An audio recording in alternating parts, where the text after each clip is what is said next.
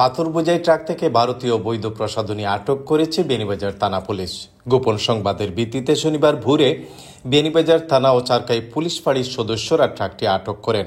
ট্রাকে 2 থেকে 2.5 কোটি টাকার ভারতীয় প্রসাধনী সামগ্রী ছিল। চারকাই পুলিশ ফাঁড়িতে একটি সংবাদ আসে বিপুল পরিমাণ অবৈধ ভারতীয় পণ্য নিয়ে একটি ট্রাক সিলেটের দিকে যাচ্ছে।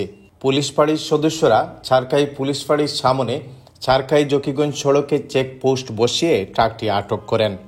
এ সময় ট্রাকের চালক জসিমউদ্দিন, ট্রাকের মালিক কানাইঘাট এলাকার জাহেদ আহমদ ও সন্দেহভাজন কানাইঘাট এলাকার মেহেদি হাসানকে আটক করা হয়। পুলিশ জানায়, ভারতের অবৈধ এসব প্রসাধনী সামগ্রী কানাইঘাটের বাংলাবাজার সীমান্ত দিয়ে বাংলাদেশে অবৈধভাবে নিয়ে আসা হয়। পরবর্তীতে সিলেটে নিয়ে যেতে পুলিশকে ফাঁকি দিতে অবৈধ এসব পণ্যের উপর পাথর বোঝাই করা হয়।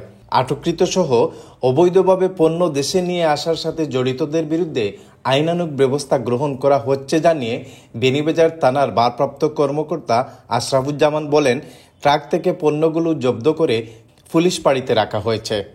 গোপন সূত্রে আমাদের ট্রাফিক ক্যাম্প পুলিশ গোপন সূত্রে সংবাদ পায় যে ট্রাকে করে পাথর বোঝার আড়ালে ভারতীয় অবৈধ মালামাল পরিবহন।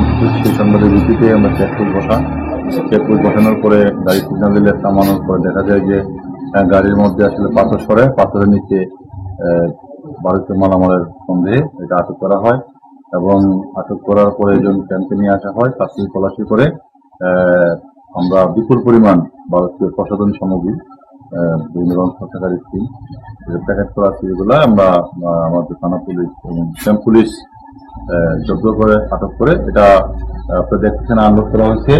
এটা সঠিকভাবে গণনা করার পরে টোটাল পরিমাণ কি পরিমাণ মালামাল এখানে আছে সেটা জানা যাবে আর কি।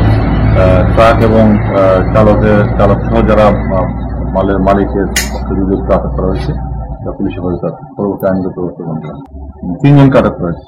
ভারতীয় অবৈধ পণ্য ও মাদকের নিরাপদ রুট হচ্ছে জকিগঞ্জ চারকাই সড়ক। কানাইঘাট ও জকিগঞ্জ সীমান্ত দিয়ে দেশে আসা এসব অবৈধ পণ্যের অল্প কিছু চালান আটক করতে পারে পুলিশ।